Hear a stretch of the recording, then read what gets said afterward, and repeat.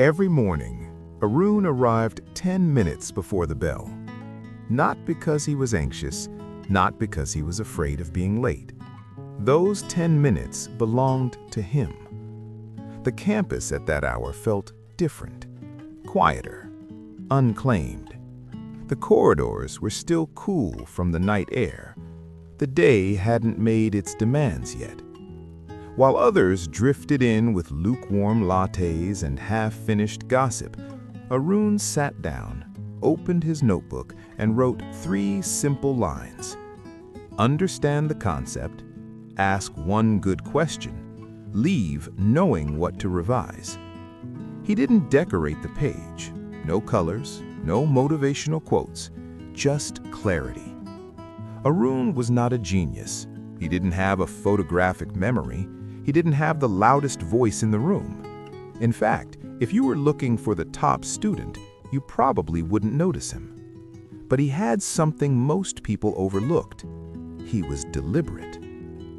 In economics class, while everyone else rushed to copy slides word for word, Arun did something that looked almost lazy. He listened. Not half listening, not pretending to listen, real listening. He didn't just write definitions, he sketched relationships. He mapped causes and consequences. He traced the heartbeat of the market. Price didn't move randomly.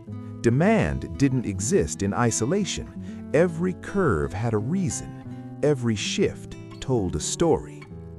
When group discussions began, the room usually fell silent, heavy, awkward, uncomfortable. People waited for someone else to speak. Arun waited too, not because he was shy, but because he was searching for the gap, the place where the explanation didn't quite hold. And then he spoke. So if demand shifts but supply stays fixed, he said calmly, price is the only thing that can move.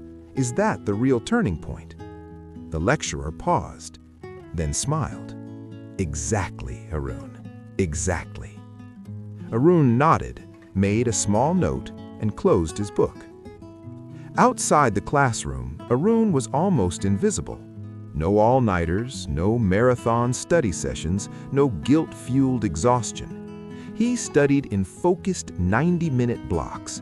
No phone, no notifications, no multitasking. One task, one objective. And when the timer ended, he stopped. Not 5 more minutes, not just 1 more page. He stopped. Life resumed. He walked, he ate properly, he slept. Most people thought discipline meant suffering. Arun knew better. One afternoon, his friend Liam collapsed into the chair beside him. "I've been studying for 8 hours," Liam said. "My brain is fried, nothing is sticking." Arun glanced at Liam's laptop. Too many tabs, too much noise. "What's your goal today?" Arun asked. "To finish the chapter," Liam groaned. Arun shook his head. "That's not a goal, that's a chore." "What's the difference?" Liam asked. "A goal changes you. A chore just drains you." Then he said, "Pick one concept, not the whole chapter, one idea." Liam listened. "Learn it well enough to explain it to a 5-year-old. No jargon, no notes. And when you can do that, go home." Liam laughed, but a week later, something changed. He didn't just pass the midterm, he sailed through it. He wasn't recalling facts, he was reasoning. That's when it clicked. Productivity wasn't about grinding longer, it was about choosing better. As the semester went on, pressure built. Assignments stacked up, deadlines closed in. People compared hours, bragged about exhaustion. Arun stayed steady. Before every study session, he wrote one sentence: "What must be true for me to move forward today?"